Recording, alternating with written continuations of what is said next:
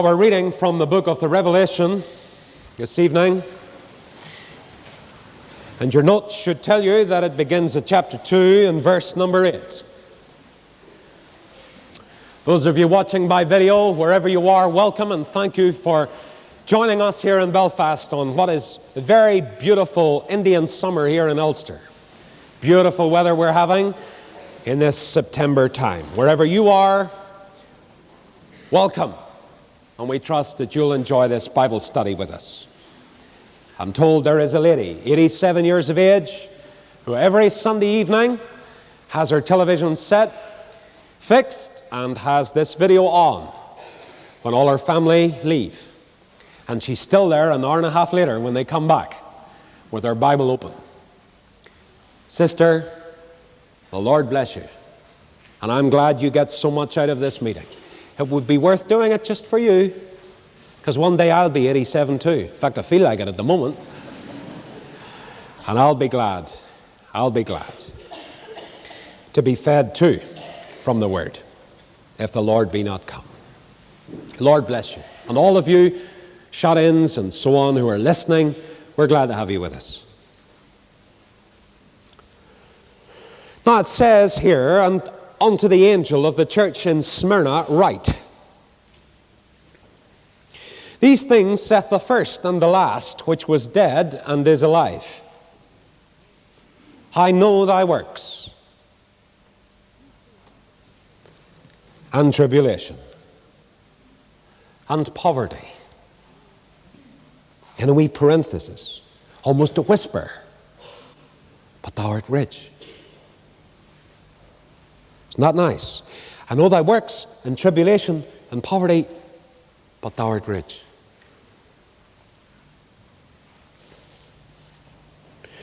And I know the blasphemy or the slander,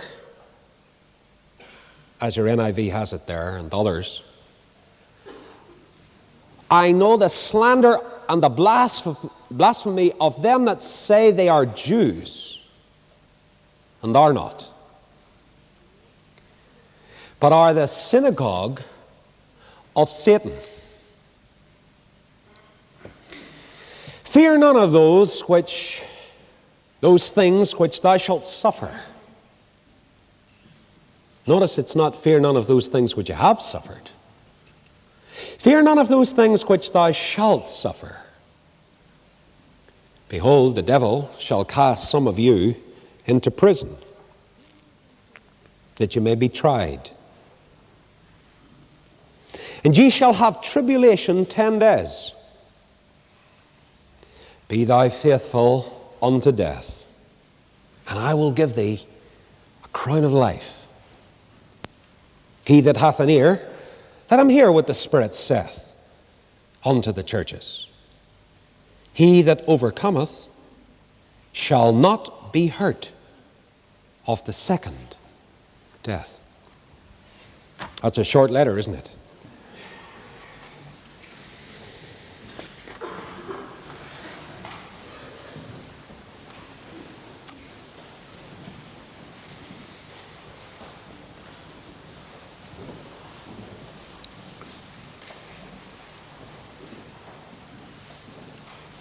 He was just a little boy of 3 years old when his father died.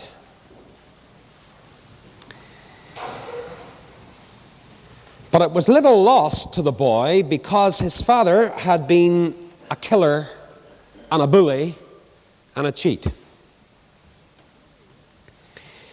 His mother, she took over the family trade and continued the boy's education. And his mother murdered his stepfather with a dish of poisoned mushrooms. And he was reared in squalor and proved a very notable son to his parents. And while he was still young, he committed his first murder. He killed a teenage boy who stood in his way, and he watched him die with callous indifference. He married at 15. Dear help him. There's that man back again. You're welcome back, brother. We're glad you enjoy it. Lovely. He married at 15. Yeah. But unfortunately, he soon had his wife killed. And he married again, and he slew his second wife. And in order to marry his third wife, he murdered the husband of the woman he wanted. His mother annoyed him so much that he arranged her murder, first by guile, but when that was unsuccessful, then he married or murdered her without pretense. He was very ugly, we are told. He had a bull neck and bad skin and an offensive odor. We're told at the age of 31, he was sentenced to death by flogging. And he fled to a dingy basement which belonged to a slave, and in the house of that slave, or the basement of that slave, he cut his own throat. And he gave the infant church of Jesus Christ its first taste of real persecution. And in a sense, he gave it the first taste of things that were to come. He misunderstood the nature of the Christian church. He thought that it was a secret society. His name was Nero. And he sought to stamp out the Christian church. He was the first of the persecuting Caesars of Rome. When John wrote from Patmos in this book that we have now, Nero had come and Nero had gone, and a new Caesar was on the throne called Domitian, and he was a very suspicious and blasphemous tyrant. And the time had now come for the second round of official persecution from the ruling power to begin against the Christians. And in this second letter to Smyrna, which is 35 miles north of the city we heard about last week, Ephesus, John addresses a church which was soon to face the bitter hatred of the world. Now, Domitian in general was going against the church, but the church at Smyrna, in fact, became a cameo. In fact, a cameo forever of a church under fire. And it is the first mark of a really living local church. It's the first mark when it's really living. The first mark of a living local church, and a true living local church, the first mark of it is real first love to Christ. A church that's alive has first love to the Savior. You can feel it and see it and know it. Church that's not like that, it's not going anywhere fast. That's the first mark of a really living church. And the second mark of a really living church, as we see it here, is taught in the book of the Revelation, is a church that suffers because of its stand. I wonder how much your local church is suffering these days of persecution. You know, Campbell Morgan said, and I think he's right, he said, the fact that we do not in Britain have a lot of real persecution from the world against us as Christians is because we have a hybrid Christianity. If we really were living according to the New Testament, then they would persecute us. But we've got so like them, that is the world, they hardly know the difference. You really lived according to the standards of the New Testament and put it into practice, you'd be persecuted, my friend. You couldn't escape it. And we abhor suffering. We don't want it. And some of us are not going to get much of it. because we're really no different to the world outside. See, the standards of the Christian church are a counterculture to the culture they live in.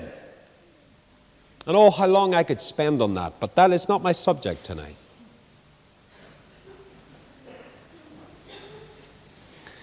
And if you're really living for Christ out and out, truly and honestly with a full heart, you would soon feel the pressure from the world. The one is naturally consequent on the other.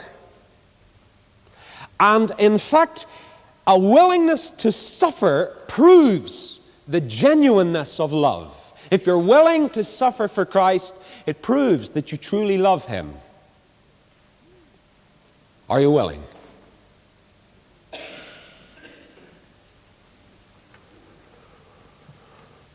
Now, I think of Clifford and Michelle here. Clifford was telling me last Tuesday, just last week or the week before, they were killing there in South Africa, where he is a medical missionary doctor. He's with us tonight, just down the road from him. How hard it is. And I know some of you are living under great pressure in local areas where you are, even in border areas of this country and so on, from the surrounding civil strife. But now we're talking even on a deeper level, what it means to really suffer for righteousness' sake. You might think that I am a prig, and I could forgive you for thinking that when I tell you this story. But you see, I just talk from my heart. And if you don't like it, well, I can't help it. I intend to go on talking from my heart. And it leaves you vulnerable, but this class has always been fed, I hope, from the depths of my heart. I remember being made a prefect at school. And on the way home on the bus, there were two fellows started to break some very serious laws of our school. As I saw it, they were in my class in upper sixth. And I thought, well, what do I do now? If I report to the headmaster what these fellows are up to, I'm for it. But I thought, what have I been appointed for on this bus? Isn't that why I was appointed? I remember in fear and trembling going one day to knock his door, and I sat down in front of him and I said, "Sir, this is what is going on our bus on the way home." And those guys were brought in and they were punished with a capital P. And I remember some in that class of mine sending me to Coventry. Boy, oh boy, I can feel it yet. I feel it yet. In class, up and down the corridors, they threatened me what they were going to do to me. Well, I'm still here. But it was sore. And I would say, in Northern Ireland, the greatest hindrance to revival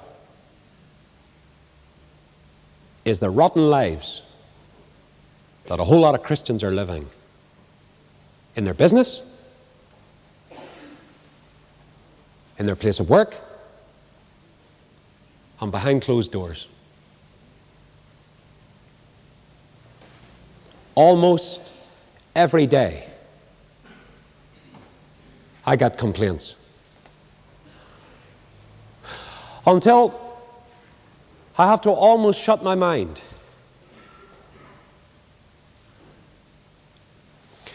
You see, you've got to see it from the world's standpoint. World doesn't read the Bible. World doesn't pray much except maybe at funerals and weddings or something.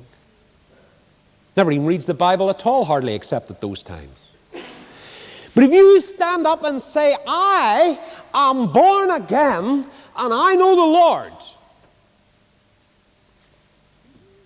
and the way you live, and the things you drink, and the things you smoke, and the things you read, and the standards of practice you have, deny what you profess, can you blame the world for being sickened? You think that doesn't apply to me? Yes, it applies to me. And I have been guilty too, as most of us have at some time or other. And I honestly believe that if we lived more in our lives and talked less, the blessing would be doubled. Because they are watching. Watching very carefully. And if you have a standard of practice in your university, college, class, position, home, wherever you are,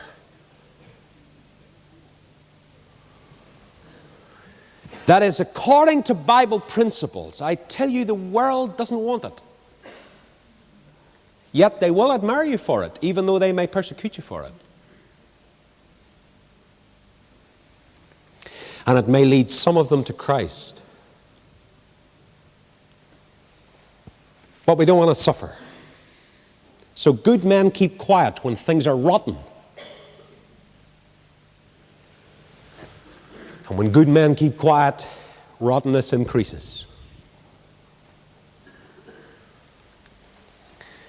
Maybe someone this evening has stood for truth and stood for ethical standards and stood for the Lord, and you are being persecuted sorely for it. I have a word for you. The Lord knows all about it. Maybe some girl looking into my face is being severely persecuted for morality and purity. And it's the other way around in your circumstance than it was with Joseph, where the woman tried to seduce him. Maybe someone is trying to seduce you, like they did Joseph, every day. And you're suffering. Well, I have a word for you. I feel about these things. God lets me see into people's lives what is going on day after day in this city until my heart gets very heavy. This is not a job I'm in, you know. I'm not paid to do this. I don't get paid. I don't have a salary. I do this without any boasting as unto the Lord, and He is the one that I answer to. Sometimes I don't do it very well, but I'm responsible to Him. And the day and the hour this becomes a job to me, then I'd better get out of this pulpit. I've been called to do it and brought to do it, and God in His grace and mercy gives me strength to do it, thanks to hundreds of your prayers and thousands of your prayers, which is so appreciated and encouragement. But I can tell you the burden of it sometimes as I listen. It's very great. My heart bleeds for many of you, what you're going through. And I want to help you. I want to stand up here and make sermon points, 5 points, and if I didn't get 5 in, then I spend the rest of the week sweating it out. Oh, I missed the 5th one. I want a word. 5 words in the Spirit are better than 10,000 in an unknown tongue. A word from God for you. And wherever you're feeling the pressure, maybe from a liar, maybe from a cheat, maybe from an immoral person, maybe from a gossip, maybe from a jealous person, maybe from somebody who's envious, and they're opening up on you and persecuting you because you are living for Christ and keeping the standards that He would have for you, then this message is for you. We have no account in Scripture of the planting of the church at Smyrna. History clearly states the cause of the persecution arose from the clamor of the pagan population who were excited and incensed by the Jewish community in Smyrna, who stirred up the pagans around them. And it is very significant, everybody, that the Master addressed the church speaking of himself first. He says, now I want to talk to this church that's being persecuted for my sake, for the standards they have held and faithfulness to me. These things set the first and the last, which was dead and is alive. Isn't that amazing?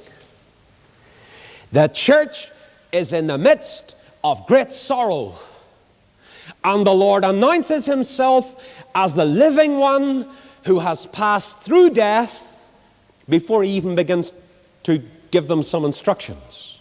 I am the first and the last, which was dead and is alive. Now, what's that for? Well, that shows, of course, that he possesses the keys of death. And because he possesses the keys of death, he is approaching a people dwelling in the shadow of death, and some of their number had already suffered martyrdom and been killed for their faith, and others are approaching the place of death through their loyalty to him, and he is reminding them before he even gives them instruction that he is the master of darker matters also. How do I know there isn't another Jim Elliot in here tonight who will give their life for the cause of Christ before this century is through? Not much of it left, is there? More people have died for the cause of Christ in the 20th century than did in the first century.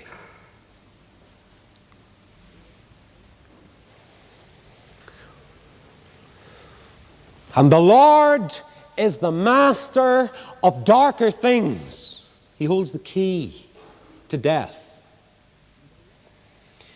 And the description at the head of this letter, what a letterhead, is intended for the consolation of the afflicted people. And out of this description, by which our Lord introduces himself, flows all the comfort that follows. I am the first and the last, which was dead and is alive. He first of all declares to them that he's been to the utmost reach of death. And he's come back, and he's alive again. And nothing that they will go through will be tougher or sorer or darker than where he has been and back. Now, if that isn't comfort in a letter, I don't know what is. This letter is to you, my friend, in the 20th century from the first century. Your Lord and your Master has been to the utmost reaches of the mystery of death. He's been right in there. And he's come right back. And whenever you are facing threatenings and slaughter or whatever, he's been there. See, some of you are having to stand in courts and testify against terrorists. Some of you are under threat because you have spoken out against it. And you are afraid for your very life. I don't know who's listening to me just now, where this tape is going. I've had a fellow in that back room there shaking from his head to his toe during a Tuesday evening meeting. One evening, when we were showing a film on Corrie Ten Boom, I'll never forget it. And it was very relevant to him, which he went through, and I had to hold him in my arms to calm him down, because his life had been threatened that very day. And he was afraid. Now, says the Lord, I've been in there, and I've come back again, and I know what it's like. And when men and women and young people are surrounded by sorrow and are in the midst of perplexion and in the midst of questionings, he tells them that he, being dead, is now alive, and that he holds the symbols of solution to the dark mysteries of fear and death, the keys of solution and authority. And he's here tonight. Surely the Lord is in this place. Praise God. And he has unlocked the problem, and now the master of the whole situation says, Smyrna, before I tell you a few things, I've been in and back. I'm first and last. I have been dead, and I am alive. Now notice that the master doesn't offer them any solution to the problem of their pain. He doesn't say, now I have an immediate solution to what you're going to be going through. And in fact, if there's any commendation to this particular church, it's contained in a silence. The more I looked at this, the more it amazed me. He approved of this church, but it's not seen, his approval, by what he said about it. It's by what he didn't say. By the fact that he has no complaint to make about this church. And we shall only be able to understand the silence of the Lord by a careful examination of the surroundings. Why is he quiet and saying, now you're doing well, folks, and keep going, and terrific, and I'm so glad you've stood for me? He's silent. You would think a church, and we'll show you a little historical background to this later, that history has proved what some of them went through. Why doesn't he come out with a great word of commendation? Well, now look, it's a very simple letter, but it is exceptionally profound. Notice the things that the Lord knew about them. He says to them, I know thy works. I know. And I know your tribulation, and I know your poverty, and I know the blasphemy of them which say they are Jews and are not, but are a synagogue of Satan. Have you got it? He knows three things particularly about them. He knows their tribulation, he knows their poverty, and he knows the reviling they're taking.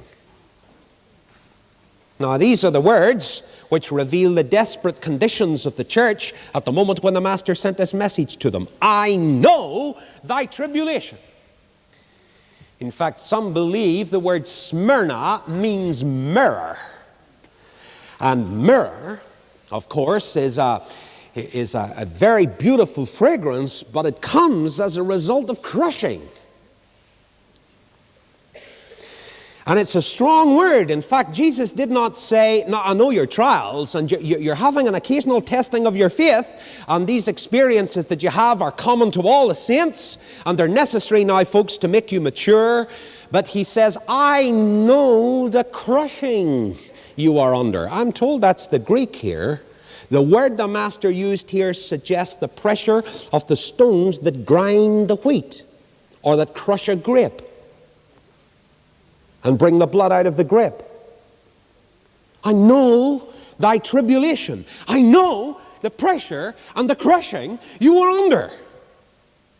And these people were being pressed, some of them being pressed even to death, on account of their loyalty to Christ. Let me tell you, as John Stott says in his book, What Christ Thinks of the Church, of Polycarp, one of the bishops in Smyrna, in history.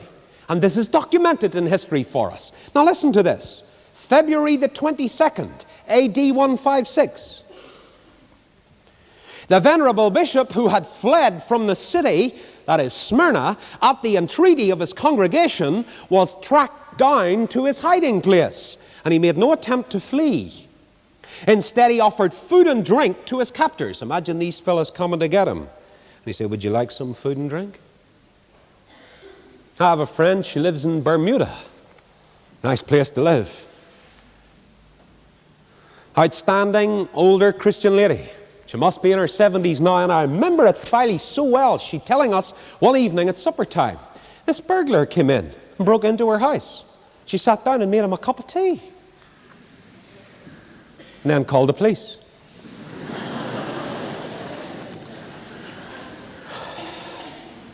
But here is this man who offers food and drink to his captors and asks permission to retire for prayer. And they let him go and pray for 2 hours.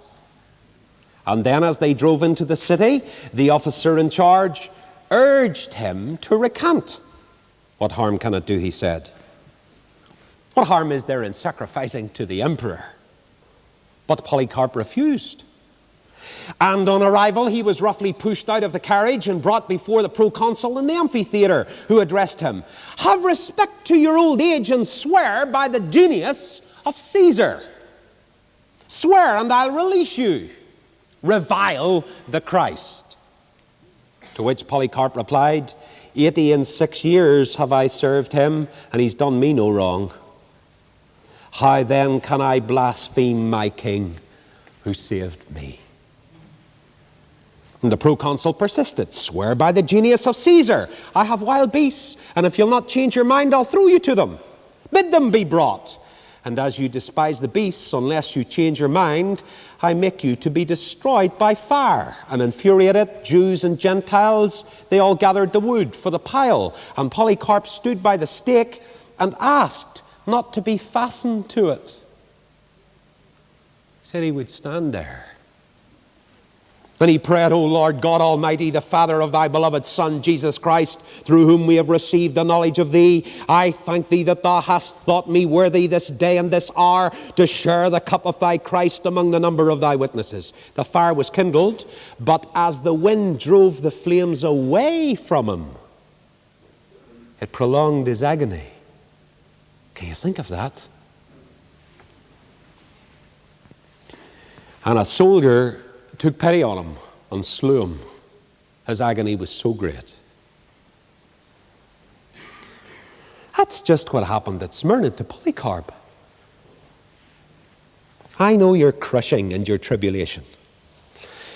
But, says the Master, the Lord of the churches, I know thy poverty. And the word indicates, I know your beggary. This isn't a reference to poverty of spirit.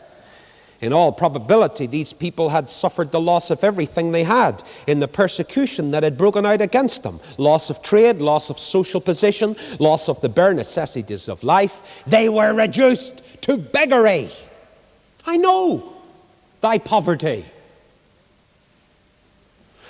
And I know the slander of them which say they're Jews and they aren't, but are of the synagogue of Satan. You know, the Master reveals his very intimate knowledge of the causes from which all the trouble has proceeded. And if you're going through trouble, Christian, your Lord knows where it's all coming from. I've been reading to my little girls in the evening the story of Job. You know, they are absolutely captivated by it. How that Job would not curse God. And how that God never revealed to Job that it was the devil all the time was stripping him of his possessions and of his family and of the sorrows that came upon him. He didn't know, but the Lord knew. And the Lord is this time, in his own good pleasure, telling this church where it's coming from. In all probability, the vilifying of the church by the synagogue had issued in the beggary of the little band of Christians by the pagans of Smyrna. And the members of the Jewish synagogue, hating the Christian disciples, would publish libelous statements concerning them and their character and their mode of life. And the stories aroused the pagan population, and in all likelihood there had followed the confiscation of their goods, which had reduced them to the point of actual want. I know what they have done. Now notice the similarity existing between the experience of the people at Smyrna and the experience of the Lord who sent them the letter.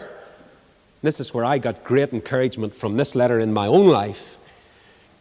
Remember that before he began to speak to them, he reminded them of his own experience and declared to them that he, having passed through it, had found it the very gate of life. His suffering led to blessing incalculable. And he's saying, so will yours. Although you don't see it now. I have my troubles, friend. And you have yours. I don't know what kind of a day you've had. But I have a feeling a whole lot of you would have a very rough one. Oh, it's beautiful weather and we're so glad of it, but you're having it rough. My friend, here is a message for you. Notice that the force which encompassed his death, Christ's death, was the blasphemy of Jews against him, acting upon the Romans. It was the Jews that drove the Romans to put Christ on the cross. And it was the Jews that were driving this pagan population in Smyrna to put these people to death. And it stripped Christ of everything he possessed, even his very clothes. And it gave him only death. And that's what they were going to do to them. They were stripping them of everything. I know thy poverty. You see, the persecution that culminated in his own death, where did it begin, friends? It began in the synagogue. And I'm not anti-Semitic. And if there are any Jewish friends listening, we love you. And I'm not just preaching anti-Semitism.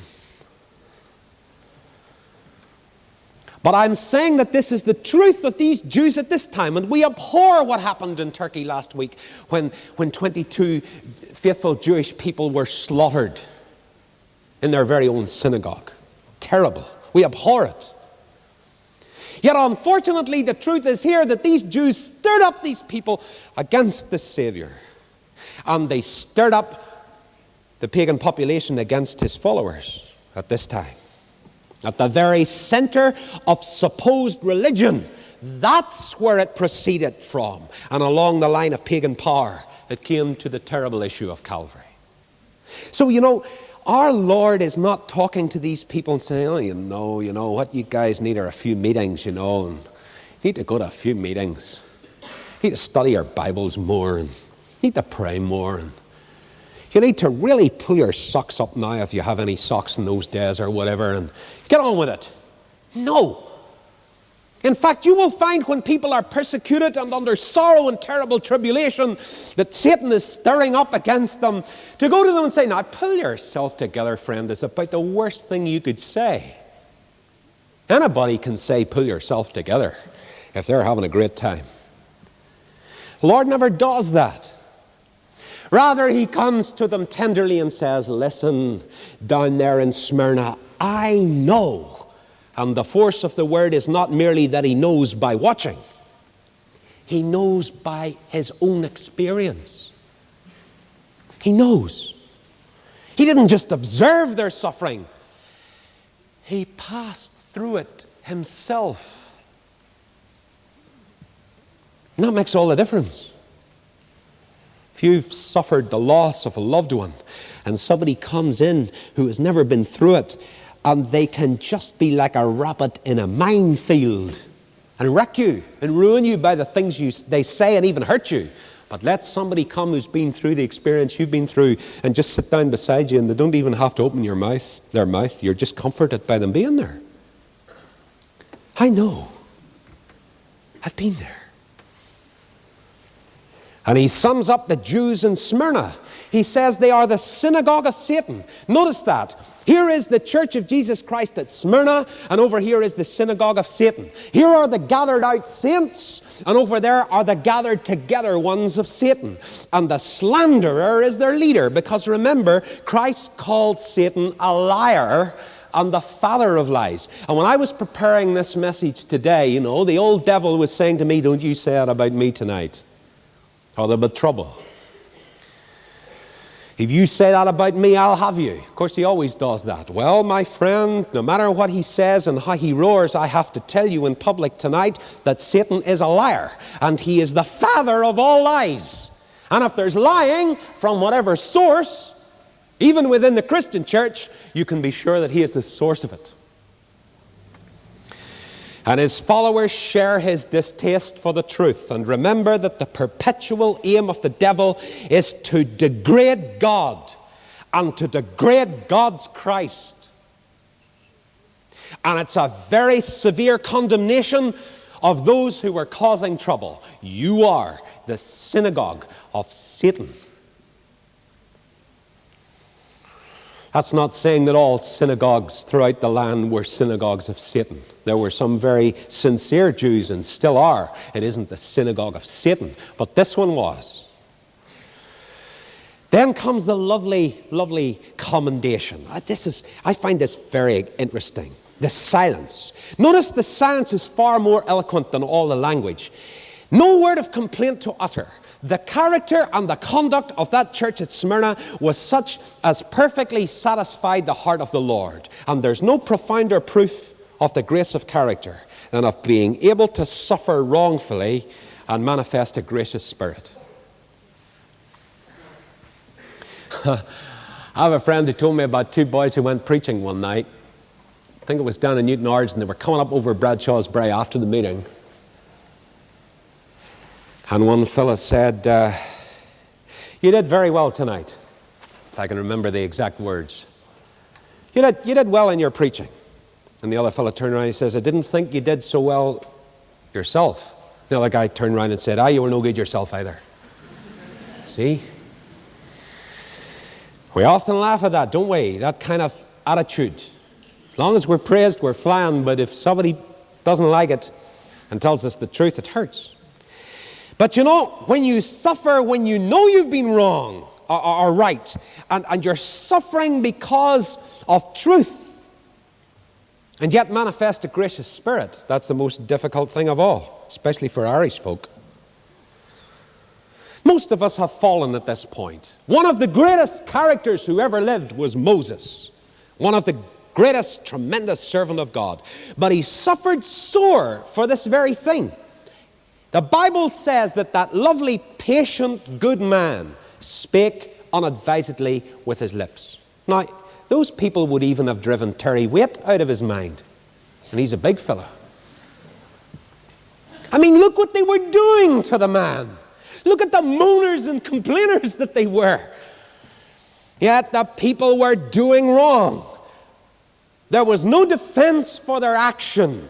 And in the presence of their wrongdoing, he did wrong in that he manifested to them a provoked spirit. He got provoked and he came out of his corner and spake unadvisedly with his lips. Very serious. He didn't get into the promised land really because of it. It caused him to smite the rock when he should have spoken to it. See, the finer graces of Christian character are only revealed under bruising and under pressure. And the fragrance of spices are only obtained through crushing. And Christ's silence gives this church the highest eulogy he could give them. They were under fantastic pressure. But they hadn't spoken unadvisedly with their lips. Oh, wish I could learn this. Haven't learned it yet, really. When I am suffering for doing right, and under persecution for doing right, then of course others can be doing wrong all around me, but I mustn't let them provoke me to doing wrong myself from my lips. That's very hard. Well, they didn't react in the wrong way. Now, I want to try and get something very precious across. It's not easy. But I hope in 20, 30, 40, 50 years from tonight, you'll remember this if the Lord hasn't come or death hasn't come. Hope you'll always remember this. Now listen carefully. Not that you're not listening, because you listen so well you frighten me sometimes. Maybe you are a child of God tonight, longing to hear a word from the Lord about something. And you've had nothing but silence. You've prayed and you've prayed and you've prayed. A friend of mine came into my house the other day and he was praying. He says, Lord, we've asked you about a certain matter. He says, we've asked you and we've knocked on your door. He says, Lord, about this matter, he said, until our knuckles are bleeding. You like that? Silence. Nothing. You're discouraged, you're cast down, and if in the midst of tribulation and suffering you get no voice, have you ever thought that it may be the silence of the Lord to you is really, in effect, his highest commendation of you. You say, how could that be? Well, you know, I don't want to be accused of getting into mere speculation. But there is a lovely story told of a dream a lady had. And she says that in her dream there were 3 women down on their knees praying. And the Lord came along. And the first one was down on her knees, and he came over to her and he bent down and he gave her lovely words of comfort. Right? And then to the second he came along and he gave lovely smiles, not many words, but a lovely smile of love. And then he came to the third, who was her in the dream, and he passed almost abruptly by her without a word or a glance. Never even looked at her hardly, never said a word. So the woman said to herself, how tenderly the Lord must love that first woman, that child of his. Now the second, he wasn't angry with her, and yet he didn't have the same endearments of words like those he bestowed on the first. And then she began to wonder, what have I done wrong? He hasn't said anything to me. He gave her no look, no passing word. And as in her dream she attempted to account for the action of the Lord, the Master himself confronted her and said, O woman of the world, how wrongly hast thou judged? The first kneeling woman needs all the succor of my constant care to keep her feet in the way. The second has stronger faith and deeper love. But the third, whom I seem to pass abruptly by, has faith and love of the very finest fibre. Her I am preparing by swift processes for the highest and the holiest service, because she knows and loves and trusts me so perfectly as to be independent of words and looks.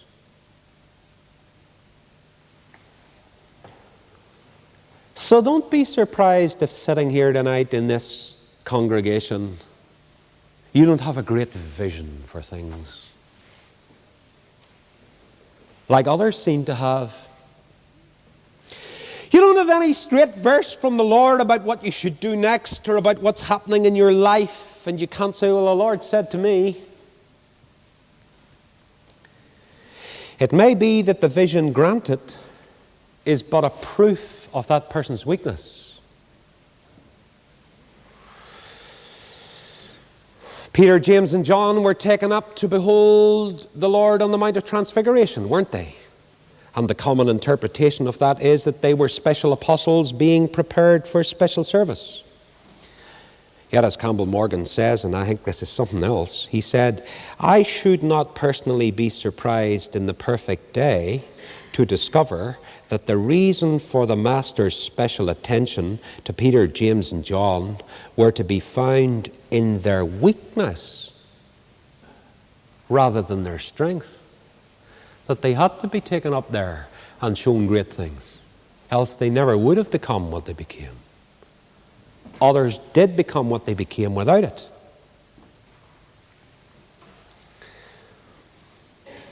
Not interesting. Think about it. The Lord's silence to you for months on certain matters is a commendation rather than a condemnation, because he knows you've been trusting him and you're leaning on him, and you're going to go on even though he slays you, like Job said.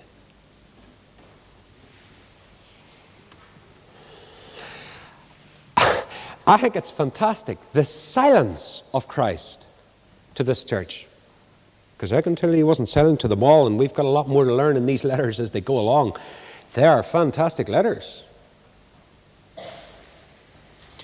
But then suddenly, into the whole silence of it and shortness of it, there is a wee parenthetic phrase is slipped in, and he says to them, look, he says, I know thy works, thy tribulation, poverty, but thou art rich.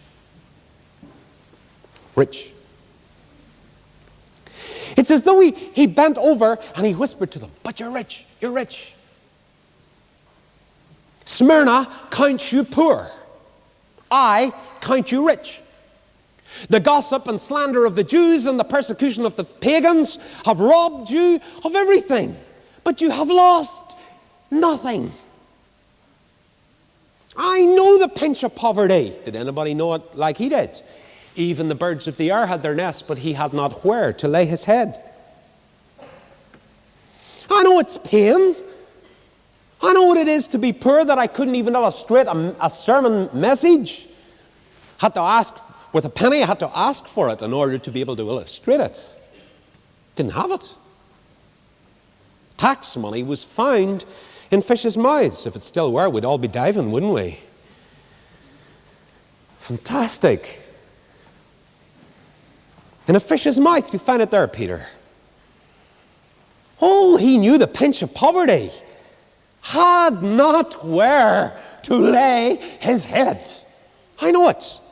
And I didn't lose anything of spiritual wealth. I know. I'm rich. And I know your poverty there at Smyrna, but you're rich.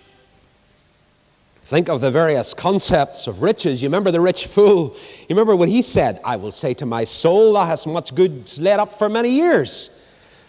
As if life and your soul could be fed by goods.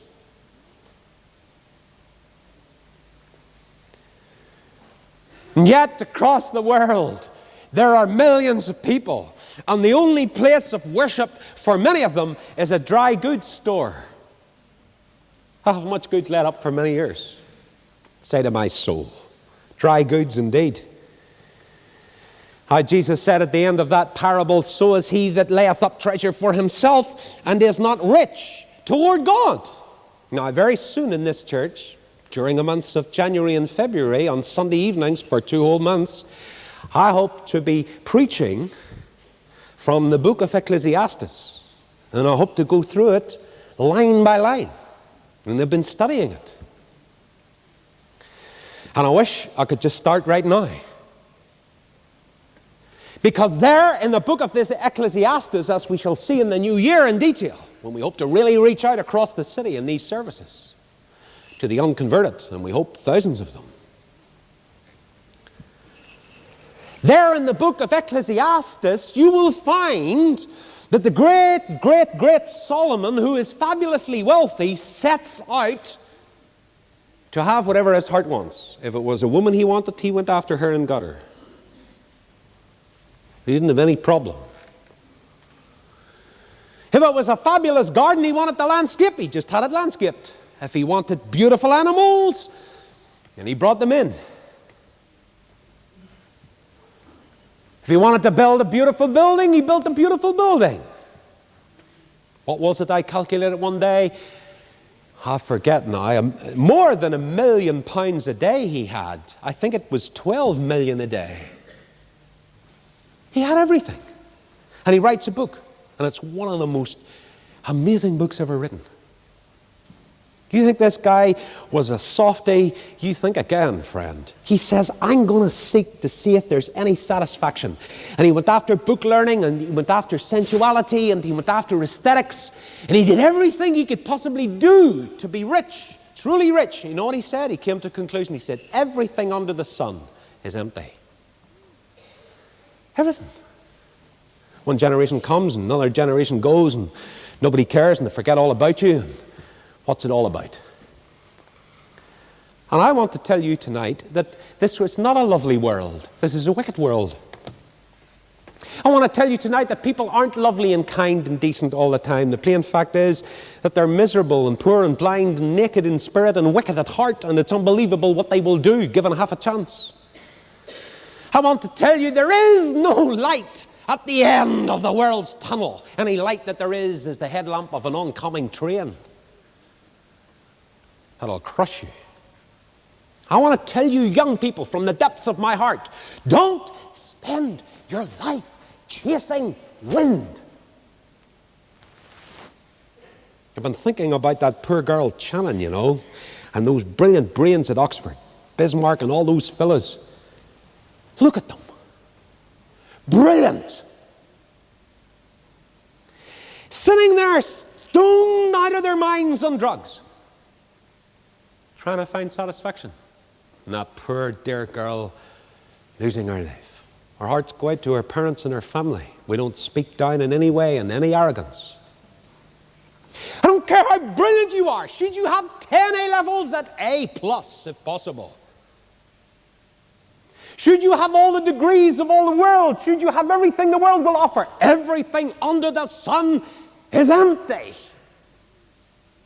You say, you haven't got much hope for us. Oh, yes, I have, friend. What I have comes from above the sun.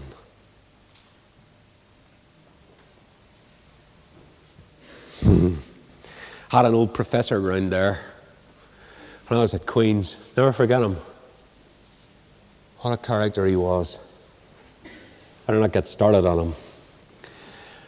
He was very humorous and very absent-minded. But I'll never forget one day, he said, there are no lasting values on this earth.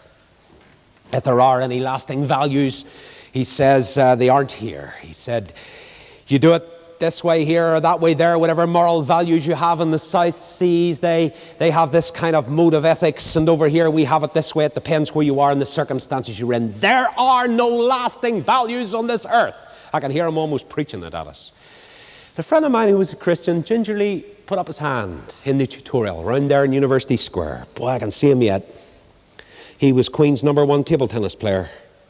He said, sir, he said, that means, he said, if there are no lasting values on this earth, if there are any lasting values, they've got to come from outside the earth. The process, aye, that's right, he said. Well, he said, that's where my Saviour came from. And the old prof nearly fell off the chair. I can see that guy sitting there yet. And you may think it intellectually arrogant of me, but you can think whatever you like. It boned him.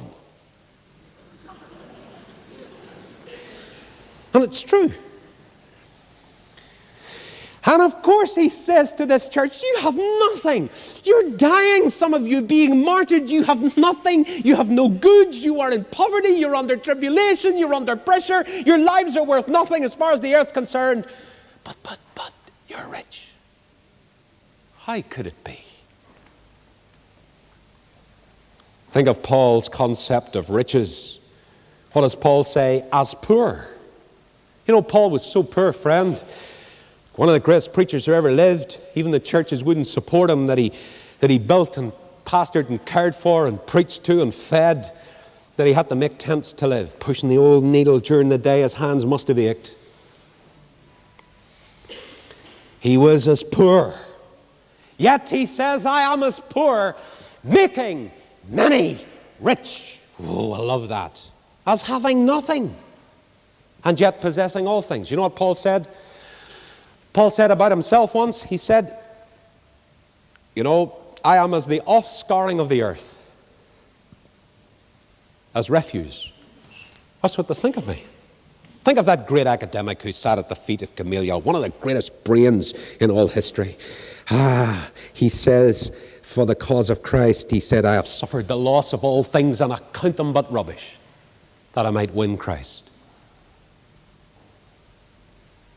As poor, yet making many rich, as having nothing, yet possessing all things. And according to Christ, wealth is enrichment of character, not possession of gold.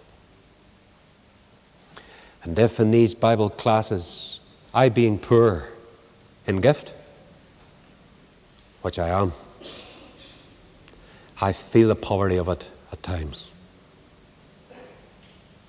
I wish sometimes I could get a brain to really teach you and give you the background to these passages that ought to be taught that I don't know. I'm no classical student.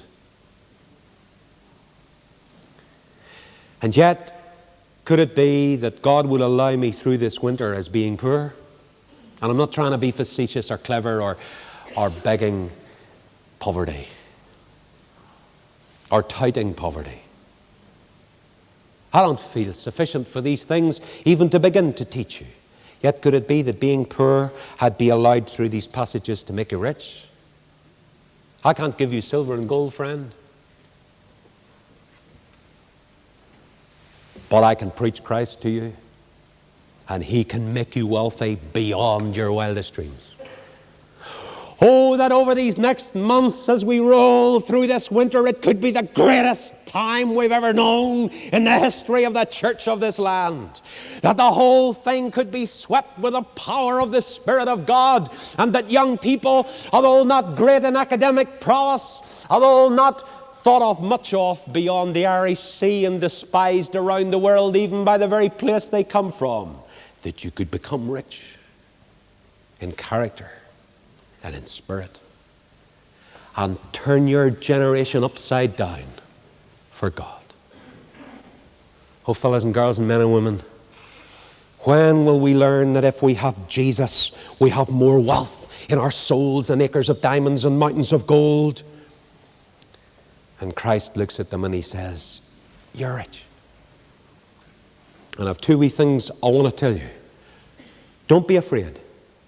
Fear not.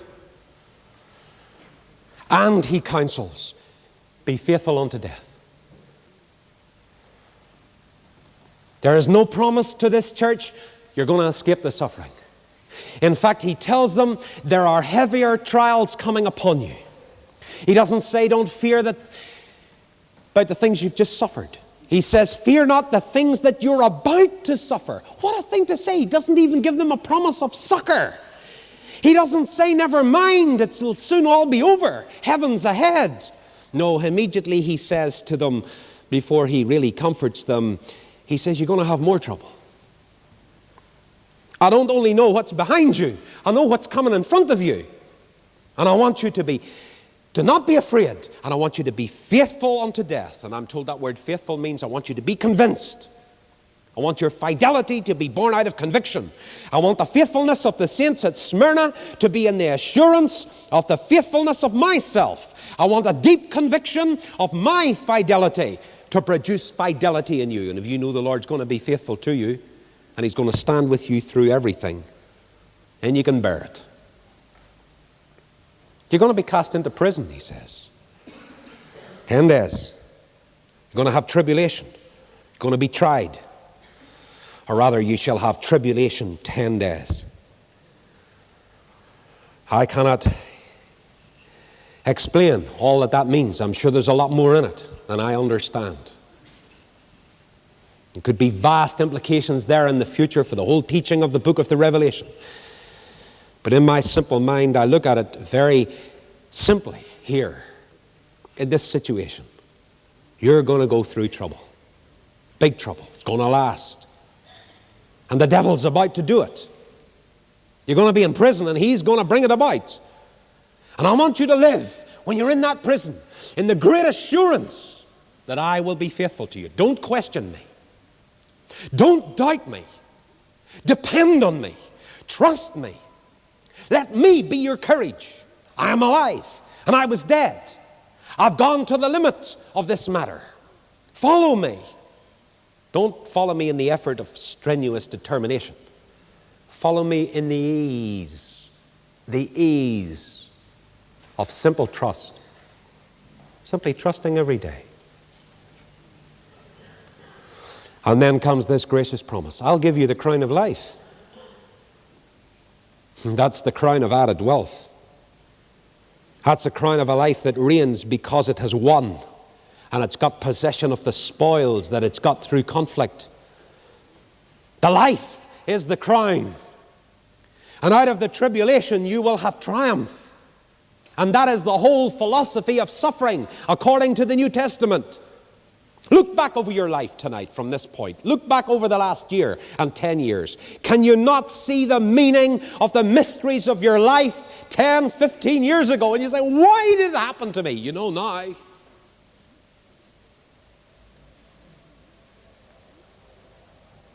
I remember as a student coming up that road from Jones's Evangelical Bookshop, where I bought all of Boehm's books, a very famous Baptist writer that I loved very much and still do. And I'd gone down to Mr. Jones. He was a very famous wee man. He's now with the Lord. One of the most famous second-hand bookshops in Ireland. And I'd virtually bought him out of boredom. Every boredom I could find, I bought it.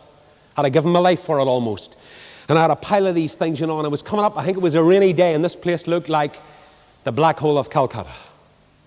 It was derelict. Congregation had moved out. It was boarded up. The old railings were out there, painted black, and boy, it looked miserable. And I can remember leaning up against the railings out there at about 19 or 20 years of age with my box of Borums. And I was stumbling along in the rain, and I was leaning up against the railings outside, and I thought, Bingham, you're a fool. You're supposed to be studying moral philosophy at university, actually, and all that. And what are you doing here with an evangelical preacher, who gives the simplest of homespun gospel truth? These guys find out what you're reading, they'll laugh at you. And I thought, I'll let them go there, Lord. I'll take my Borums home and read them. Maybe looked a fool out there that day. But I never thought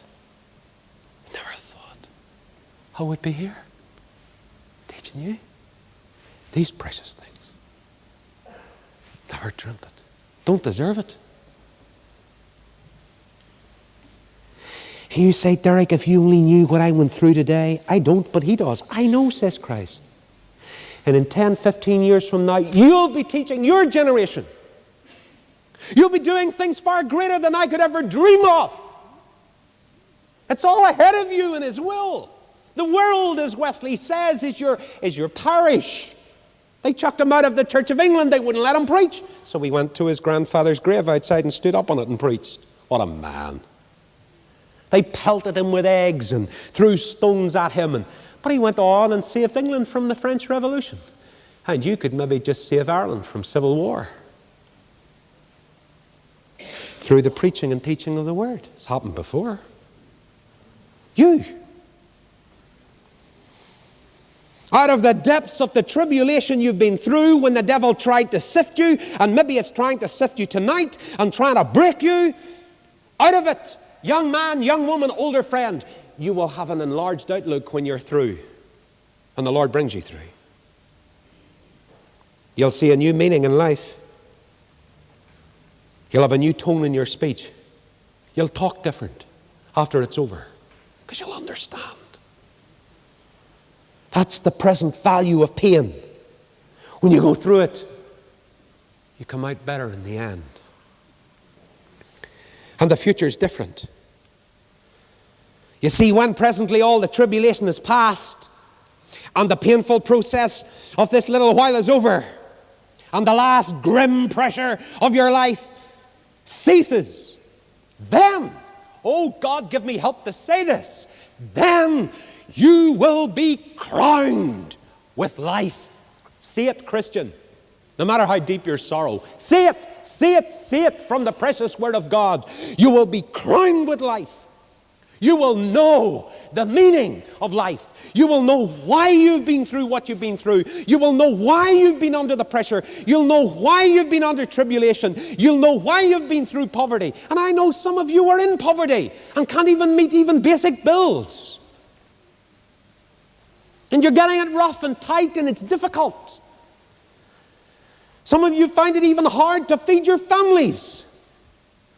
Remember again the background of these words of Christ. I know your tribulation. Think of His. I know your poverty. Think of His. I know the revilings of those who say they're Jews and are not. Think of what they poured out on His head. Fear not. Think of His unswerving faith in God. Be faithful unto death. Think of how faithful He was, faithful unto death. And I'll give you the crown of life. See Christ crowned with life on the resurrection morning. See, every bit of it identifies with Him. And that's the great center of the great truth delivered at Smyrna. But there's a wee added promise. There's more. He that overcometh shall not be hurt of the second death. What does that mean? You know what the second death is? hell.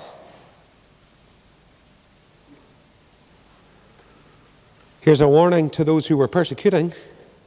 The saints and the sinners would all die at Smyrna. But beyond death, for the sinner who dies out of Christ, beyond death is the second death, which is hell in the lake of fire. Think about it, friend. You might be in it before the morning light. Honest. Still unsaved.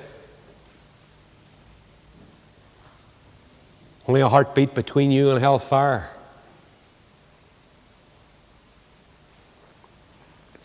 And the believers of Smyrna were being faithful unto death. They would go through death, but they wouldn't go to the second death. They would go to life. They would be crowned with life. They would go through the darkness of death into light. And the unbelievers would go through the darkness of death into the blackness of darkness. They will live beyond all death, because Christ holds the keys and He opens the door and He'll show us things as they really are. Oh Lord, aren't we looking forward when you open the doors for us and throw back the doors and say, that's why you went through that now. Let me show you why that happened to you. Look at the reason here. What a promise. The Christians will live beyond all death. And the great and wealthy men of Smyrna weren't the persecuting pagans and the blasphemous Jews. They were the suffering, tried, poverty-stricken saints, for they were wealthy in all essential things. And they were going to pass through the pressure of death into the realization of endless life. Is someone in this great congregation on the verge of conversion? The greatest barrier to hell is the cross of Calvary, my friend. Repent of your sin and trust the Savior this very moment, and you'll have the forgiveness of sin. And persecuted you will be, and suffer you will. It's a narrow path, and the other's a broad way that's easy to follow. But it ends not in destruction. It ends in life.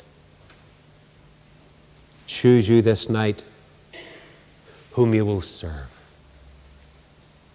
As for me and my house, let me be like the saints at Smyrna, faithful unto death. Shall we pray? Our Lord, thank you for your mighty word. Bless it to all our hearts.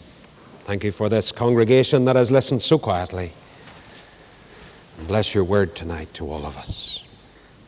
And as we leave, Lord, pray that many may trust the Savior and go away home rejoicing in sins forgiven, and they'll never be hurt by the second death.